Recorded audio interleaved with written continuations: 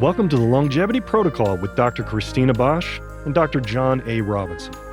We'll be your guides to uncovering the secrets to optimal health, better sex, and happiness.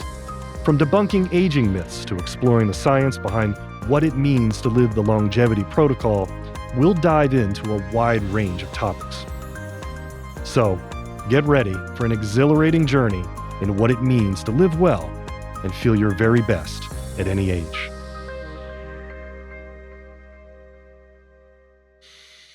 You look beautiful. I mean, you look beautiful today. Thank you. For sure. It's a ponytail. Is that what it is?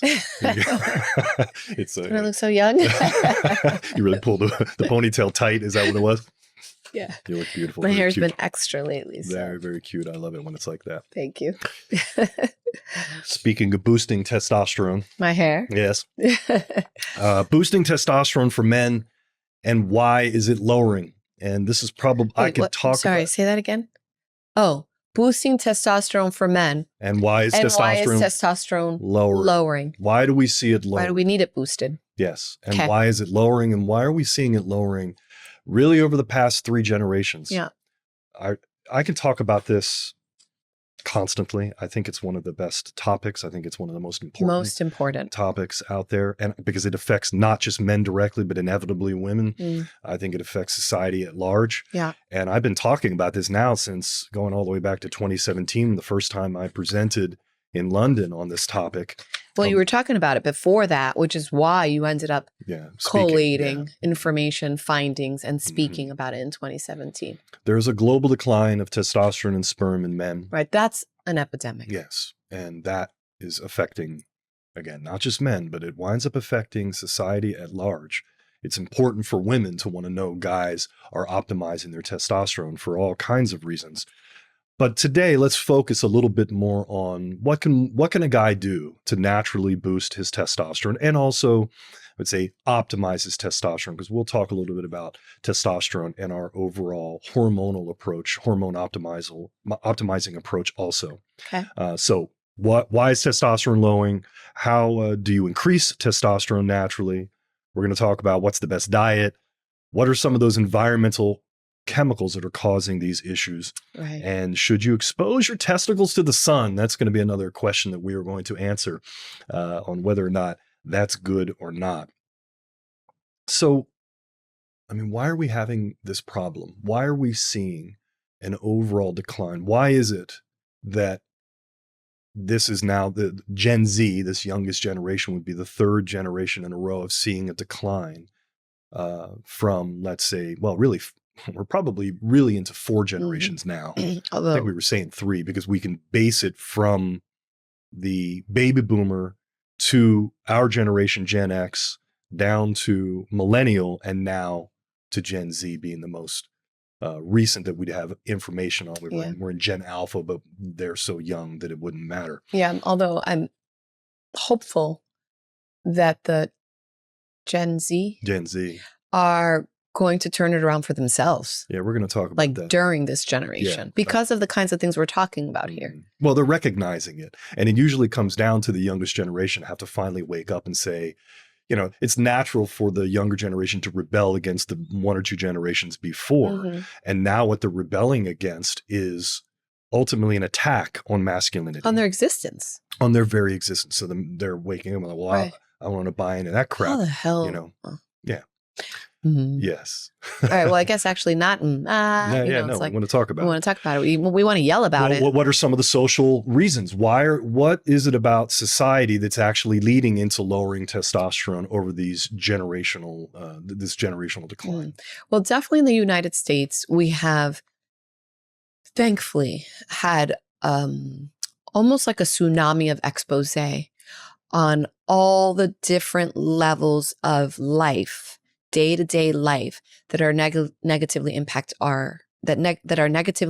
our health, from the water we drink to the food we eat to the medicines that we're taking to the containers our products are in, etc., to our beauty supply, to the air we. I mean, it's like everything. Yeah, it's an insult of chem. So you're talking about a lot of these chemicals that are certainly insulting, inevitably testicular function, ovarian function. These are endocrine disruptor chemicals, EDCs, that absolutely will be a big part of it. But I wanted to focus. I guess I was going to say that's social. That is social. That is social. It's very much social. Yeah, and we're starting to see hopefully some social change here. It's a chemical castration. Yes. And so again, I don't want to get political, but hopefully we are seeing some changes going on. I mean, that sentence isn't political. It shouldn't be. It just isn't. I guess it's always just the disclaimer. It isn't political. It's a chemical. There are chemicals. No, what I meant was that we're seeing a change in this current administration that we are in. Well, now you made it political. Okay. Go ahead. I didn't want to make it political, but let me make a political statement.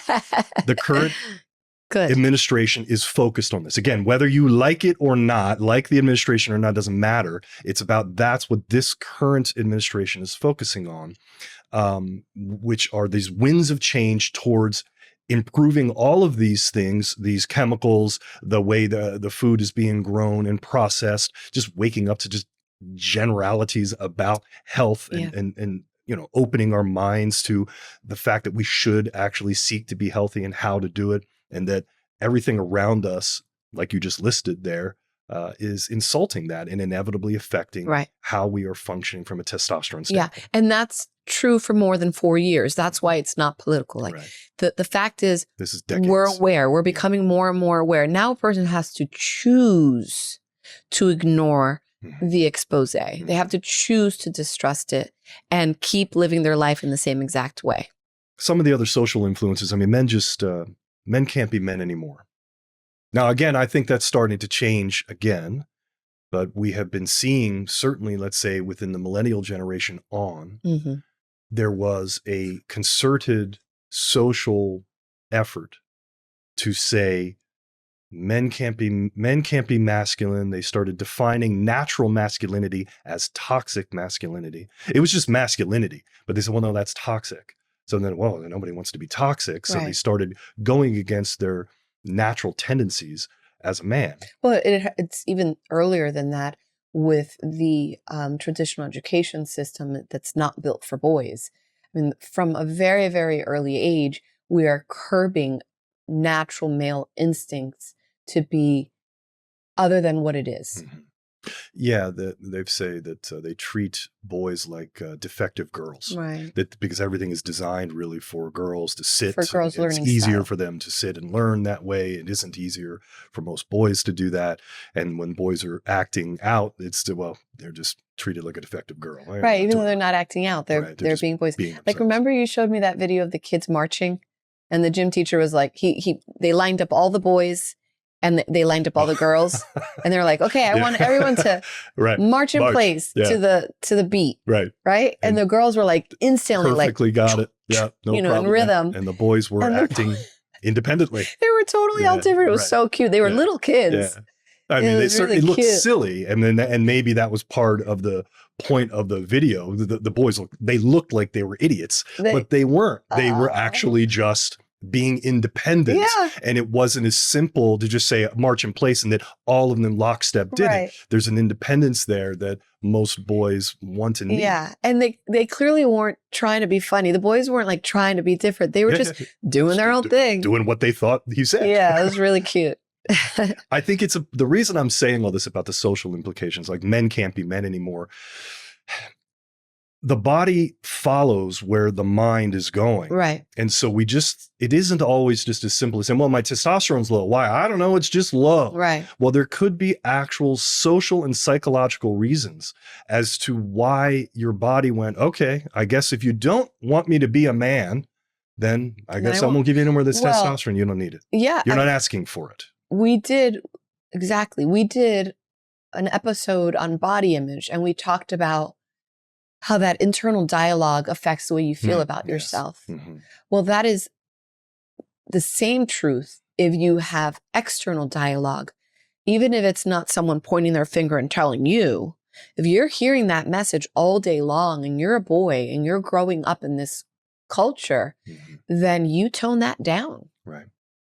And if you tone down how you're acting, that inevitably, you're not asking the body, you're not asking your testicles to make testosterone. Right. There's actually truth to that. Here's one example. If you're watching a football, let's say football, everyone's talking about football. Let's say you're watching the football game and your team wins and my team that I was supporting lost. Your testosterone will go up. You weren't participating in the game. You were just mentally and definitely emotionally participating in the game. Your testosterone went up and my team lost and my testosterone goes down. Sucks. And they've measured this. This is all that research is based. reason enough to never root for an underdog. I just feel like yeah, that's what happened to me with sports. If you follow the wrong team, it can be a real downer. That's true. if you really follow the right team, yeah. Well, if you're emotionally invested in it, if you don't really care so much, it's not that big of a deal. I don't care as much as I used to as a kid. Because it really would affect me. I can imagine how low my testosterone would go with the Suns there some of the time. Yeah, well, I grew up watching the Yankees dream team, and I'll tell you what, I never understood rooting for the underdog. I'm like, just be a Yankee fan, and all will be well. Well, that doesn't work so much now, does it? I don't follow it anymore. All right, so what else? So I think Gen Z males are now finally rebelling. I think we're starting to see some evidence of that. So I would like to say that that's the silver lining here to all of this, that if socially there's been an attack on masculinity, there's finally with this youngest generation that's now coming of age to push back, and we're starting to see evidence of that. And so I think that's fantastic. So what are some ways? So let's talk about testosterone and how we can improve this naturally. So one, it would be some of these social implications that we just discussed, being aware of that, knowing that it's okay to be a man, being masculine does not mean to be toxic. So that's number one. But then what are some of the actual lifestyle things and some strategies that you can do to increase your testicular function, the testosterone? Get those testicles out in the sun. Apparently, yes. Number one. Yeah. How did that? I just think that's very interesting. I think you want to, guys want to apparently unfurl. Yeah. Apparently that's a thing. I mean, boys are very prone, little boys are very prone to stripping, which I think is great. I'm like, let them be free, let them be wild as long as they can until they can't. Yeah, okay, so sunbake. There's studies that definitely show there's an increased testosterone, other androgens, just by simply going out and getting. Now, we don't mean anytime we're talking about sun exposure, it's never burning. It's usually. Oh my God, it's very delicate. Absolutely. Skin. I just had a funny in my own head. It reminds me of Arizona sun tea. Tea like testosterone or testicle. I learned that here. You know how people here put tea outside in the heat? Sun tea, yeah. Basically brews the tea and it's called sun tea, which I had never heard of until I moved out here. There's not as much sun there all the time. It made me think of when you have your testicles out in the sun that it's sun tea. Sun tea. Yeah, that's interesting. I don't know. We should make a brand for that. Human sperm contains something called opsin, and opsin is also found in your eyes. And so it's sensitive to light. And so therefore it will respond to light and be able to create testosterone. And this is now the only time really in history where our testicles are never out in the sun. Yeah. At least with, from an industrialized standpoint. And we're covering them with synthetics that are further decreasing the testosterone. Like polyester, which is actually an estrogen. Right. Right. So yeah, it's kind of insanity. So it's okay, guys, go out there when it's appropriate to get some exposure in your testicles. This would be and ease your way into it, because you don't really know, like when you're done signal. Well, that whole area for most people, it could be quite sensitive to the sun in general because it hasn't been exposed. So always ease your way into it. And change your underwear.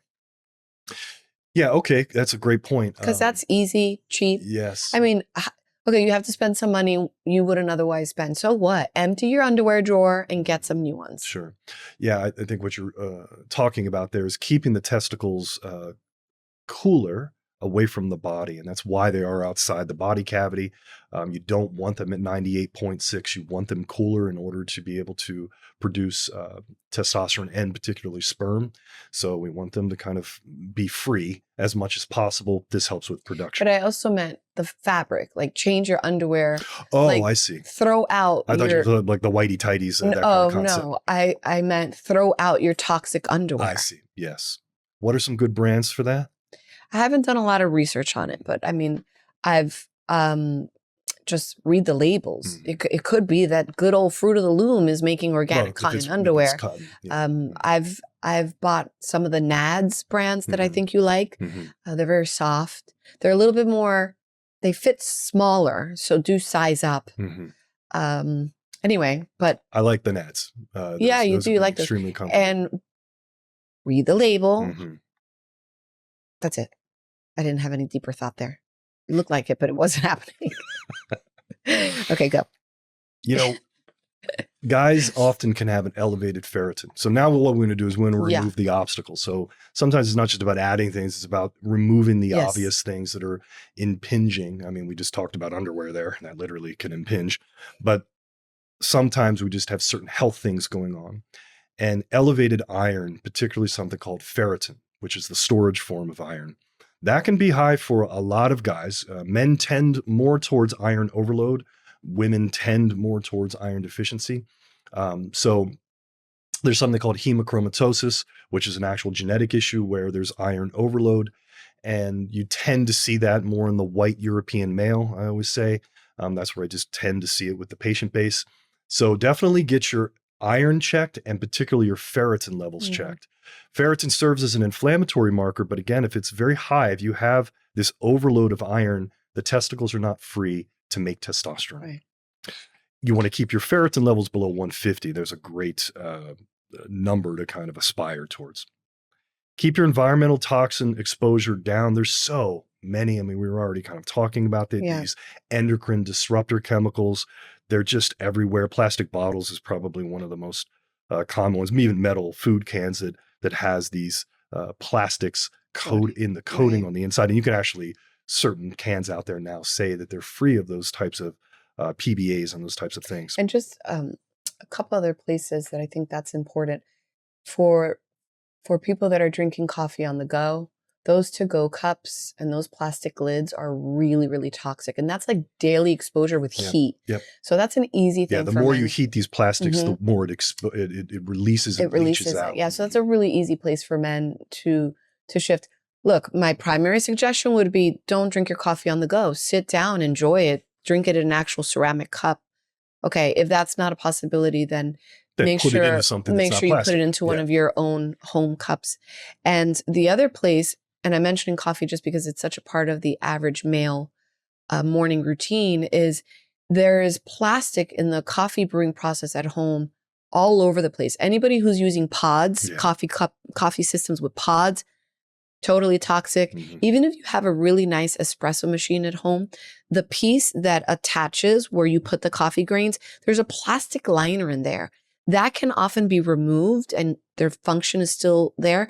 If not, you can buy generic replacements for any coffee machine that doesn't have that plastic lining. Oh, that's a great point.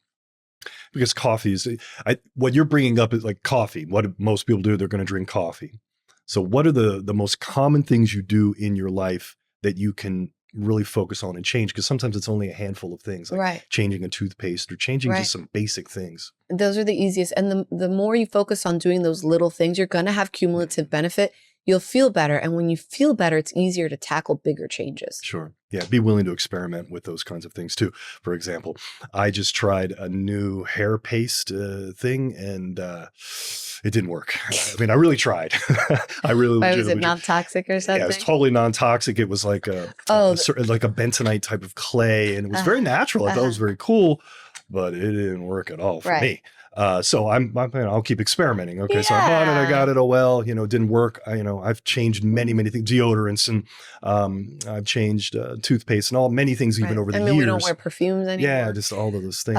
That was easy to do. It's a good point, John, because especially something like doing your hair every morning, like you don't want to start your morning every day already pissed off because the product sucks and you don't like the way you look. Like, okay, so pick something else. Yeah.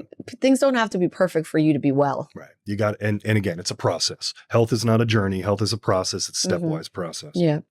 I think this next part, you're treating the comorbid conditions. That just means what are the other diseases that someone may have that leads into having low testosterone for men?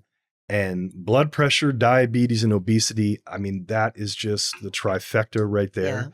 If guys can fix those things, very often their testosterone would just naturally go up, and they don't quite realize it. I always say I've never once seen a full-blown diabetic patient who had normal testosterone. Right. Never once. I mean, they come in, it's not like a little bit low. It is almost invariably super, super low. And what happens a lot of times with that patient base is that upon taking testosterone, they get prostate aggravation. Mm-hmm. So it's just this negative That's a good point. feedback of feeling crappy. So yeah, and it wasn't the testosterone's fault. It's the fact that they have these other underlying Right. issues that needed to be addressed. Right. But if we're talking about just naturally in somebody, the first step would be to try to control your blood pressure, control the reasons as to why you have high blood Right. pressure, Treat the cause. Mm-hmm. Fix the blood sugar and the diabetes, and lose weight. Yeah. Those things right there will help a guy's testosterone naturally go, particularly if he's younger. And let me just kind of say that as I'm thinking about it. When we're talking about naturally increasing testosterone, for all of you guys out there under 50, it's easier because you have the capacity to generate testicular function and testosterone. Once you get over 50, the capacity really starts to massively go down. So, I mean, it's kind of exponential after the age of 50. So it's harder. If I had a younger guy coming in and he's overweight, maybe a little bit towards some insulin resistance and diabetes, and he's in his 20s, we fix some of those things. I say, go lift heavy weights, do this, do that. We change some things around that way. And he comes back and his testosterone came up. You give him some herbs and certain things that way. We'll talk about in a second. And it works. But if I get a guy over 50 and we're trying to achieve the same thing naturally, I'm not saying it's not possible. I'm saying it's really hard. And that's where the replacement comes into play. It doesn't mean we still don't try to do those things, but it's just harder. Yeah. And I do want to point out that a lot of times people will say, well, aren't our levels supposed to go down with age? And okay, yeah, I mean, aging, yes, there is a gradual decline, but the word there is gradual. What we're not supposed to have is nothing, which is part of what we're seeing with these modern phenomena of why is our testosterone when we're 60 so much lower than it was 100 years ago when we were 60? It's not supposed to go away. We're toxed up and it's damaged our ability to produce testosterone. Yes. Some of the lifestyle changes that we could talk about right off at the top. I really wanted to talk about alcohol. Yeah. Again, a tough thing for a lot of people. Look, alcohol lowers your testosterone, but interestingly, not initially. So when a guy first drinks alcohol, he actually gets an increase in his testosterone, but it's very acute. The body's responding acutely to this toxin coming in that interestingly gives a short-lived increase in testosterone. That's part of that whole liquid courage thing that it's aside from your inhibitions are lowered, you're actually getting a testosterone surge. And this is why we see guys not always making the best decisions. Not that I've ever been guilty of this when I was younger, but sometimes guys don't make the best decisions when they're younger, when they're getting when they're drinking. But yeah, you definitely feel like you can conquer the world and you can kick ass and take names. So that's true. But in the long run, particularly once you get over about 8 drinks per week, 8 drinks per week would start to be considered heavy. 8 drinks per week. That's like the norm for so many people. Right. So once you get over that amount, you're into a chronic alcohol intake, and inevitably now testosterone is going to suffer. So keep that all in mind about that in terms of how you're going to decide what alcohol is going to do for you and your lifestyle. But it isn't good for testosterone in the long run. What are some other things to improve it? And we talk about this all the time, a high-fat diet. We are also starting to see a resurgence. Think about how often and how long we have been talking about high-quality animal fats, the work of Dr. Weston Price. We've written about it in our books. We just talked about it for so long. And how often and for how long have people met us with a face of like, absolute... You mean saturated fat? Isn't that going to kill me? And now... horror. Now, you have RFK Jr. using beef tallow to deep fry his turkeys on Thanksgiving. Well, you have McDonald's going back to using beef tallow to deep fry their fries, right? They're talking, I hope. But they're talking about it. Yes, right. They're talking about it. And I say I hope, not that we necessarily want to go to McDonald's per se, but the point is that at least if even McDonald's and fast food is moving that direction. No, it was Steak and Shake. Steak and Shake. They that I don't already even do that, yeah. They have them here. I don't even know. I don't think so. Well, not that I know of. Anyway, Steak and Shake is a national chain, and They do that already. no, they just recently announced that all of their stores will start using beef tallow Excellent. to fry all of their fries, all their French fries. But wasn't which is what McDonald's used to do. Like all up up to until the 1990s. 80s. 1990s when they stopped. Wow. And then they moved to the seed oils. So I mean, here's the thing about healthy fats. Hormones are fat-based. cholesterol-based. So we need fat to make hormones. Yes. Low-fat diet equals low hormone production. Yes. It's one of the biggest problems in senior citizen and assisted living homes. They have them on these very low-fat diet programs based on, in my opinion, falsified, but at least antiquated research that's actually making people age faster and die less well. Because you could die good. What's dying good to you? Like this. You're there, and then you're not. Right. But I'm smiling. Peacefully. Yeah. Oh, you're smiling. When you're sleeping? When I'm sleeping? Yeah. When I'm eating? Doesn't matter. Or when I'm loving? No, I see. As long as you got a smile on your face. All right. I don't know how nice that would be for others, but sounds good to me. Okay, go. Lift high heavy fat, things. yes. Lift heavy things. Yes. So high intensity exercise and particularly strength training is one of the best things for both testosterone, growth hormone, other hormones.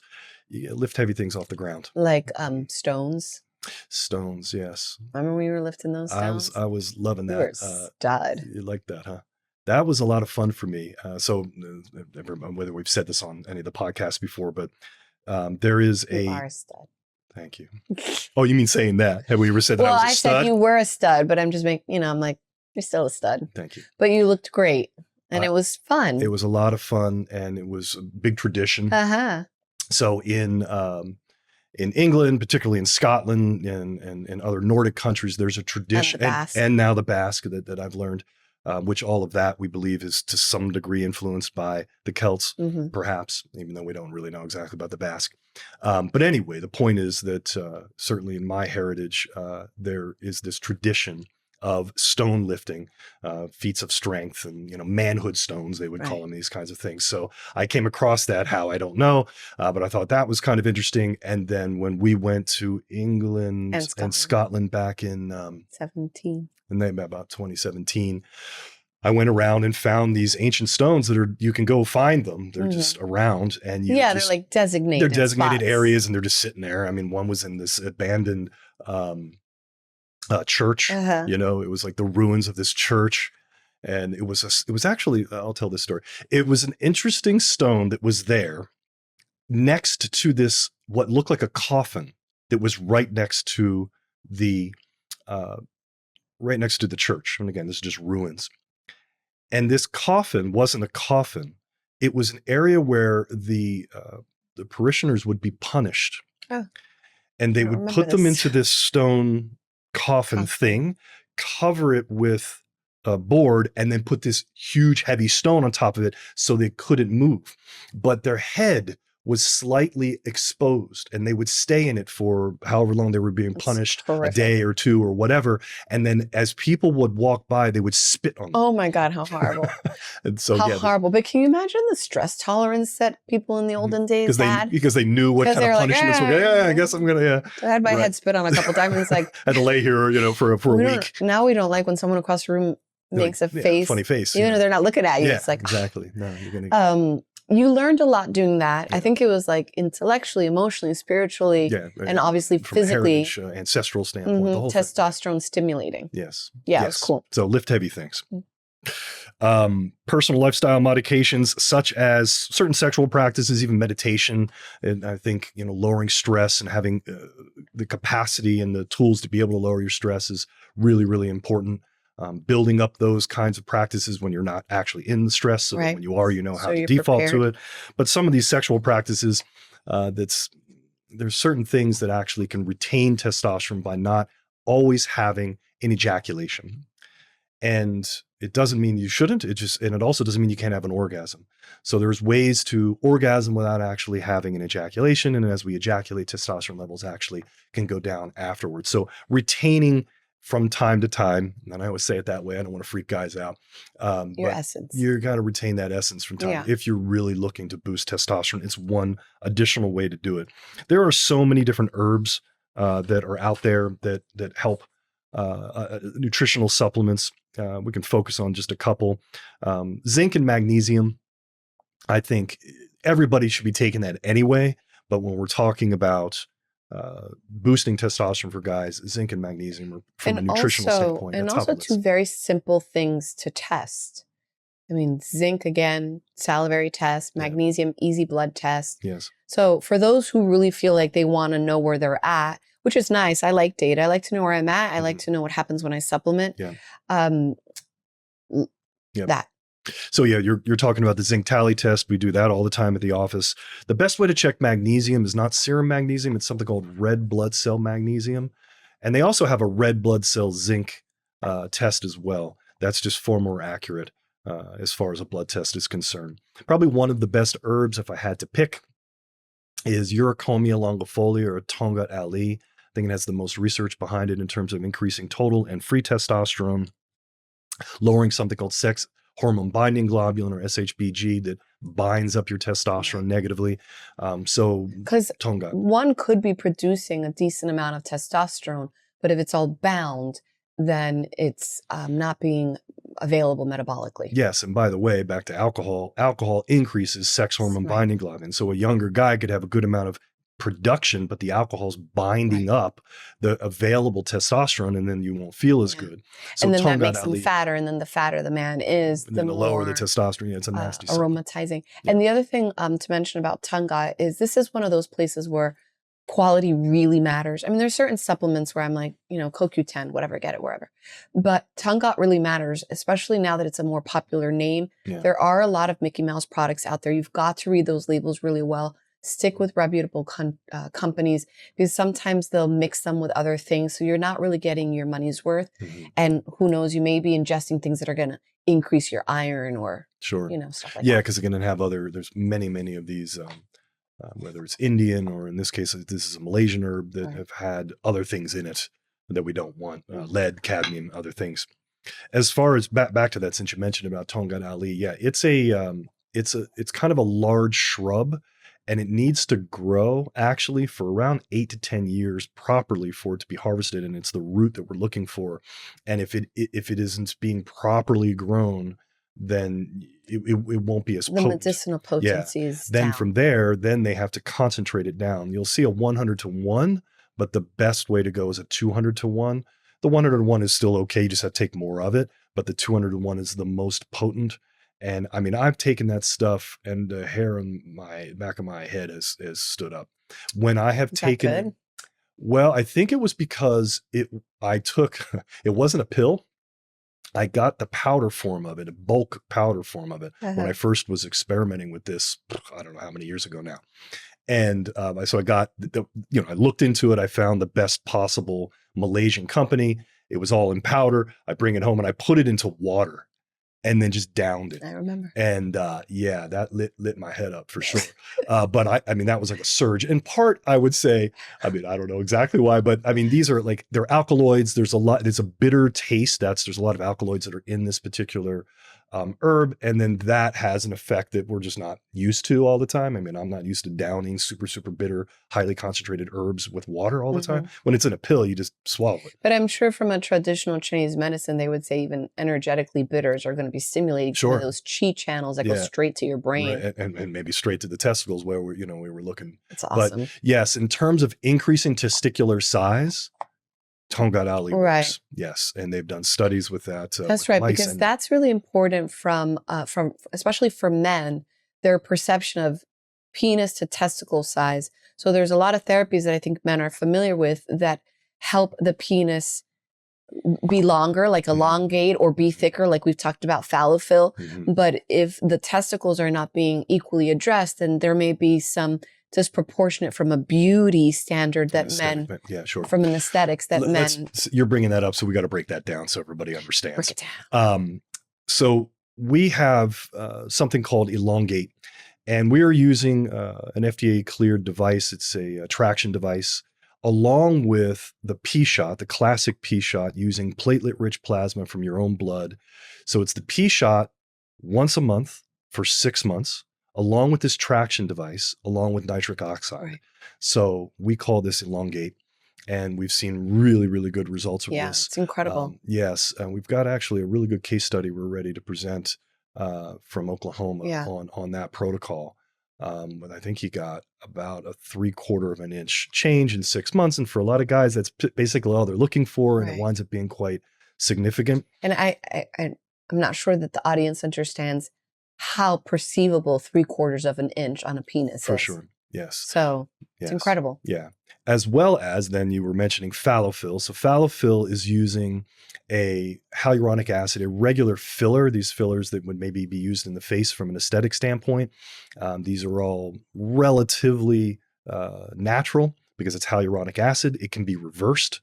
So it's placing this filler into the penis for thickness in this particular case, into the shaft on either side, and it creates enhanced girth in a really amazing way, because that's pretty much going to happen after your first treatment. Yeah. Depends on how thick a guy would like it. But it's fantastic. We are uniquely Fallofill certified in Oklahoma and in Arizona as well.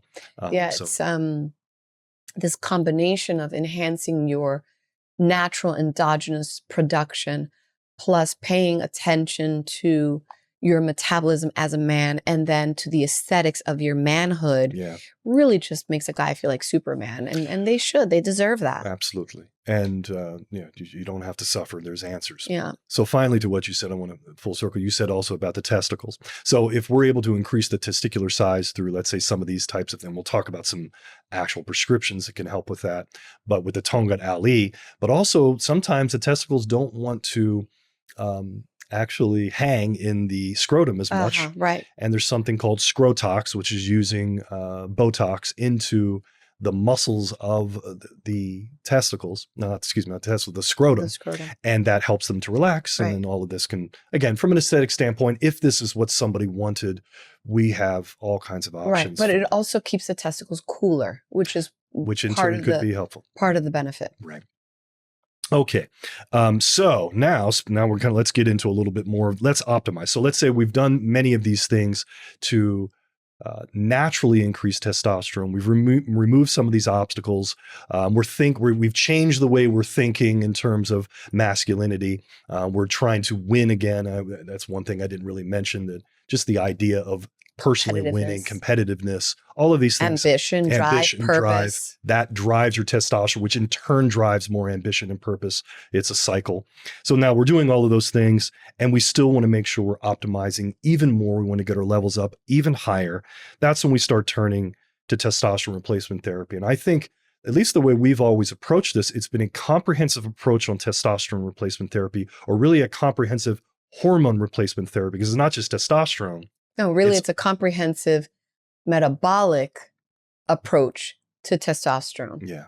And because of all the things that you said, you're always addressing those underlying issues when the patient allows you to, and those are your best results. It winds up being such a fantastic foundation that it helps with all kinds of things, not just their testosterone, but the whole thing. Yeah. So, but when we're talking about, guy says, okay, I'm ready to use testosterone. I'm thinking about doing this. What should he look out for? And you want to do this comprehensively. You don't want to do it in a way where it is testosterone in isolation. Correct. And what this means, one, you want to first check your levels and make sure they're being optimized. 700 to 1100 is roughly what we're looking for. And excuse me to interrupt, but checking your levels, I think we agree, should be done relatively early. I mean, I think it's appropriate, and we'll see what you have to say, but I think it's appropriate. First of all, if you're symptomatic, I don't care how old you are, get your levels checked. But I think it's appropriate for men by the age of 25, based on these statistics that we're seeing of generational decline, to go in and get their levels checked. Because if they are suboptimal, they're so young, they still have such an opportunity to do these other things you've talked about. If they wait until they're 40, those natural therapies become a little less impressive. Getting checked early just makes sense. It's a biomarker. It's just a good, the more you can, with many of these types of tests, not just testosterone, but many of these types of tests give us a baseline as we get older, and knowing you can go back and take a look. It actually can help your doctor to some degree. Right. Okay, so 700 to To 1100. 1100. If you're going to do testosterone, we're going to do an injection, which I think is one of the best ways to go about it for a guy. We encourage a subcutaneous injection. This is usually a couple of times a week. This subcutaneous injection right into the fat in the stomach. Fat. This winds up keeping your levels very consistent. We don't want too much. We don't want too little. It's really a fantastic way to go. We'll look at an aromatase inhibitor. This is something to keep your estrogen down. Mm-hmm. And over the years, we've gotten far more conservative with how much we give that medication out. Men need estrogen. Estrogen's not in and of itself evil, right? But when the estrogen levels are very high, there can be a problem with prostate, insulting prostatic tissue, gynecomastia, enlargement of breast tissue for guys that they don't want. But so just for the men, just for the people listening who don't know, testosterone does naturally convert into estrogen in men. Yes. So your point is that happens. It's supposed to happen. It's just supposed to happen within an appropriate ratio. Correct. Okay. And so sometimes we have to kind of calm that conversion down a little bit. And the fatter a man is, the more he's the more estrogen he's making. Absolutely. So we can improve testicular function. So now we're talking from a pharmacological standpoint. Mostly what we were talking about here is natural ways, going out into the sun, these different types of things, the botanical, approach, nutritional approach. But now we can actually there's 4 key things that we will use. Clomiphene, which is a fertility medication that's been around for a very long time. A newer version of that called enclomiphene that just tends to have less side effects from a nausea standpoint. HCG, which is a classic injectable that's been given, and then something called gonadorelin, which is a peptide also. All of these types of medications and / hormone peptides can tell the testicles to make more testosterone, to make more sperm, to stay enlarged while they're on the testosterone, because testosterone therapy can make the testicles a little bit smaller, so this can certainly help. So make sure whoever you're working with is looking at those types of options and using those tools at the same time while you're on the testosterone. Right, and keeping the binding down. Yes. So this is part of that comprehensive approach. Another really key hormone that we have learned to use is something called nandrolone. Mm-hmm. And this is a testosterone-like substance. It's basically testosterone. The chemicals change just a little bit. So it's very, very anabolic. So it helps with muscle, and it doesn't have the negative androgenic side effects like the hair loss or hair growth where you don't want it, the acne, those types of things. It doesn't present that way. So it's really good for women as a side note. But for guys, we like to incorporate the testosterone along with the nandrolone, because you can actually then lower the amount of testosterone, substitute some of that with the nandrolone, especially if a guy's focus is more on muscle and performance that way. Yeah. I'm not a guy, but we're going to start me on that program, right? And I'll report back on how I feel, but I'm going to add some nandrolone to my testosterone because I do tend to be very androgenic, and this is good for the men out there as well. Like especially the young ones, if they find that they're more prone to acne or, I mean, I don't want to unnecessarily lose a hair on my head. So I'd like to have an increase in muscle gains, but I don't want to do it through pushing testosterone harder. Yeah. So our strategy was now to help add in this with the nandrolone. So for guys, especially younger guys that want to really because they're often, that's what they're focusing on. So there's ways to do this. There's safe ways to do this. Obviously, everything we're talking about here is physiologic in its approach, meaning not super physiologic in the levels or in the approach. It's very conservative. Yeah, this is not recreational testosterone replacement. And it's a very safe way to do it, particularly when you're under the care of a doctor. But the nandrolone, so it's been around since the 1980s. It's been used in post-surgical repair. It's been used in cachexia, which is a fancy word for just sort of body wasting. It's been used in AIDS patients, again, since the 1980s to help with the weight loss and muscle loss they experience with that particular disease. So it's got a long track record, particularly see guys get help with their sort of arthritic pains when they're taking the nandrolone along with the testosterone. I don't know if you know the answer to this because I'm not sure that it's actually been looked at, but I wonder, how we said testosterone replacement aggravates the prostate. Do you have any idea if that's true with the nandrolone? It's less. Because again, you get less conversion into estrogen with, that's a great question. You get less conversion of estrogen with nandrolone. It's just the way it doesn't convert as readily as testosterone does. So you don't have to worry about that as much. So all of an androgenic effect would be some of those negative effects to the prostate that testosterone can potentially do, but you don't have that problem as straightforward with the nandrolone. Just because we're sitting here saying how traditionally I think of nandrolone for the younger male, but I'm realizing, gosh, maybe that's actually really good for the older male that has so many compounds, metabolic issues. This would be a nice way to start the ball rolling into testosterone replacement without the aggravation. This is true. Yeah. In fact, for guys with, it still would technically be the risk, but a guy who's had prostate cancer even, it would be reasonable with the nandrolone after they've been cleared. But now we're at a point, after I've been doing this for 18 years. Even prostate cancer, it doesn't make you a non-candidate. Absolutely. And they used to say this years ago, and over the years, it just has gotten less and less. I mean, obviously that's very patient specific, et cetera, but. So consider growth hormone optimization as well. One definitely helps the other. So when we're talking about optimization of hormone replacement therapy, not just testosterone, we're looking at these other things. I think growth hormone winds up being something that's important because growth hormone in turn helps your own testicular production of testosterone, and then vice versa. Testosterone actually helps stimulate growth hormone at the pituitary level. So they're working together. I like growth hormone. It works really well too. So watch your prolactin levels. Guys, prolactin goes up. That can go up for many different reasons. Stress can do it in and of itself. Certain medications, a lot of psych meds make prolactin go up. That will lower your libido. Right. So we watch that very closely. And again, this is part of that comprehensive approach. Because more is not more with any of this. Correct. So that's why you've got to be watched, and you've got to work with someone that has a really good idea of the interplay between all these elements you've outlined. That's another good point that you just said, because guys will come in and say, well, I don't feel better. I don't feel as good as I was hoping on. Give me more I just need more testosterone. Right. It's not as simple as just saying increase the dose. Maybe it is. But if we're doing all these things that we've been discussing in this entire episode, and they're doing all of those things, then they're filling up all the different cups, say. And there's a testosterone cup, you got to fill that up. But there's all these other cups that have to be filled. And they ignore the other cups and they just keep trying to shove more and more. Well, they want to overflow. And then that can often then present with all these testosterone side effects, like the acne and the hair loss. The thing is that guys, their libido will lower. Yeah, because what happens once that testosterone goes too high, now they're getting testicular function that no amount of pharmacological approach can help. Right. It's just simply the dose of the testosterone so high that they've shut down testicular function.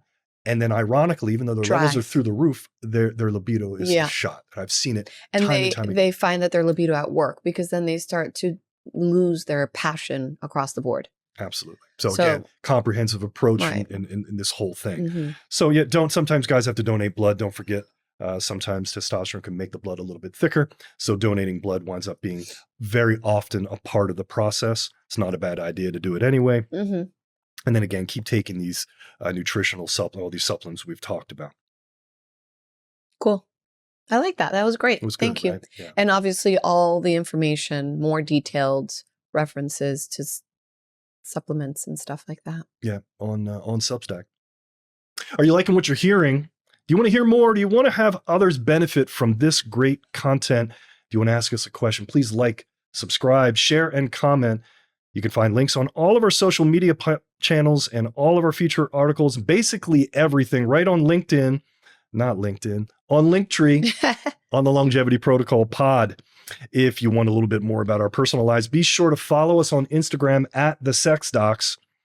And that's where you can comment, ask us questions, and we'll directly address those questions and comments in our videos. Be sure to subscribe to our Substack. This is where you can find far more information about our protocols and everything that we talked about right here today on this episode. And finally, if you're ready to make change in your health and you want to see us as a new patient in Scottsdale, Arizona, please inquire through our private practice website at hormone-zone.com.